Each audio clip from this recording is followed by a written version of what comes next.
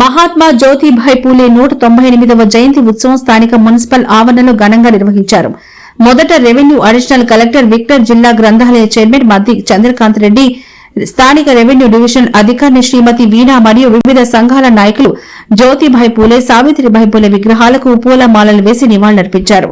అనంతరం జ్యోతిభాయ్ పూలే చిత్రపటానికి పూలమాల వేసి జ్యోతి ప్రజ్వలనతో సమావేశం ప్రారంభించారు. సమావేశంలో వివిధ సంఘాల నాయకులు జ్యోతిభాయ్ పూలే జీవిత చరిత్రను, వారి సందేశాలను తెలియజేయడం జరిగింది. కార్యక్రమంలో జిల్లా గ్రంథాలయ సంస్థ చైర్మన్ మద్ది చంద్రకాంత్ రెడ్డి మాట్లాడారు. మహాత్మా జ్యోతిభాయ్ పూలే బడుగు బలహీన వర్గాలను చైతన్యపరిచి స్త్రీ విద్య కోసం పాటుపడ్డ గొప్ప సంఘ సంస్కర్త అని కొనియాడారు. ఈ కార్యక్రమంలో వివిధ సంఘాల నాయకులు సిద్దిరాములు, కొత్తపల్లి మల్లయ్య, శివరాములు, కొత్తోళ్ల గంగారం, వెంకట్రెడ్డి, సిపిఓ రాజారాం తదితరులు పాల్గొన్నారు.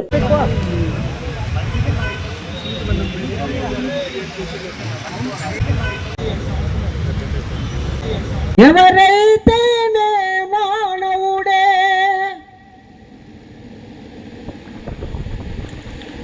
హిందూ, ముస్లిం, క్రైస్తవుడు ఎవరైతే మసీదు, చర్చి, మందిరము హృదయము కన్నా గొప్పవా, కలవో శిలవో నిలవో లేదో ఈ ప్రశ్నకు జవాబు చెప్పవా.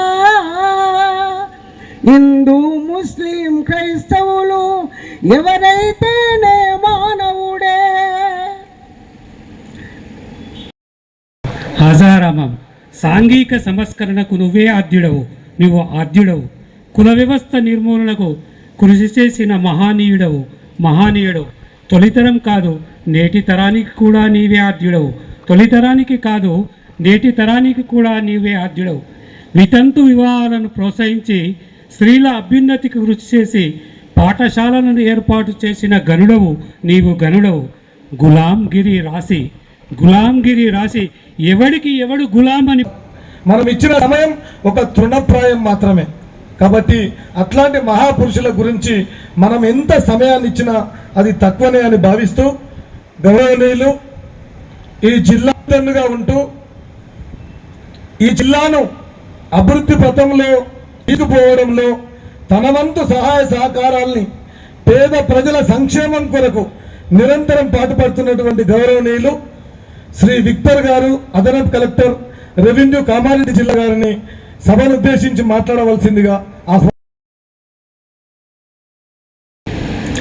సంక్షేమ శాఖ ఆధ్వర్యంలో మహాత్మా జ్యోతిరావు పూలే 199వ జన్మదిన శుభాకాంక్షల వేడుకను ఏర్పాటు చేసిన బీసీ సంక్షేమ శాఖ వారికి మరియు ఈ శాఖకు అధ్యక్షత వహించి వస్తున్నటువంటి మన జాయింట్ కలెక్టర్ గారికి మరియు జ్యోతిరావు పూలే గారు ఆయన పడినటువంటి శ్రమ ఇంత అంత కాదు. ఆయన 1827లో జన్మించి మనువాదం బలంగా ఉన్న రోజుల్లో భారతదేశంలో చదువుకోవడానికి అవకాశం రోజుల్లో ఆయన జన్మించాడు. ఆయన చిన్నతనంలోనే గోవిందరావు ఆయన తండ్రి ఆయన జ్యోతిరావు పూలే ఆయనను మనము ఉద్దేశించి మాట్లాడడానికి కారణమేంది, ఆయన ఎట్లా తెలుసుకున్నాడు. మరి ఆయన ముందు భారతదేశంలో అందరం కూడా సమానమున్నట్టే ఆయనకు తెలుసుకున్నాడు. కానీ ఆయన కూడా వాస్తవంగా ఎక్కువలు ఉన్నాయని తెలియదు. ముందు ఎప్పుడైతే ఆయన చదువుకున్నాడో 8వ తరగతి చదివేటప్పుడు ఆయన దోస్తు ఒక ఆయన బ్రాహ్మణ దోస్తు. ఏ ఇబ్బందులు ఉన్నా ఓడినా గెలిచినా ముందుండే వ్యక్తి షబీర్ గారు. కాబట్టి ఈ కార్యక్రమం అటెండ్ చేసేవాడు. కానీ ఈ పరిస్థితి ఎందుకంటే దోమకొండ యొక్క హెల్త్ సెంటర్ 50 పడకల హాస్పిటల్ శాంక్షన్ అయింది కాబట్టి ఆ యొక్క హెల్త్ మినిస్టర్తో మీటింగ్ ఉన్నప్పటి రాలేకపోయింది. కాబట్టి ఆయన తరపున మీ అందరినీ క్షమించమని చెప్పేసి కోరుతా ఉన్నాను దయచేసి. ఎందుకంటే మీరు లేనిది ఈ ప్రభుత్వాలు లేవు, మీరు లేనిది ఏ ఎక్కువ రాష్ట్రం కూడా నడవదు. ఎందుకంటే మీరు యొక్క వెన్నుముక లాంటి వారు. ఈ యొక్క బీసీ వర్గాలు కానివ్వండి, ఎస్సీ వర్గాలు కానివ్వండి, ఇలా రాష్ట్ర ప్రభుత్వం నడుస్తుందంటే మీ అందరు తప్పనిసరి చెప్పి నేను తెలియజేస్తా ఉన్నాను. ఒక వెన్నుముకలో చెప్పి తెలియజేస్తా ఉన్నాను.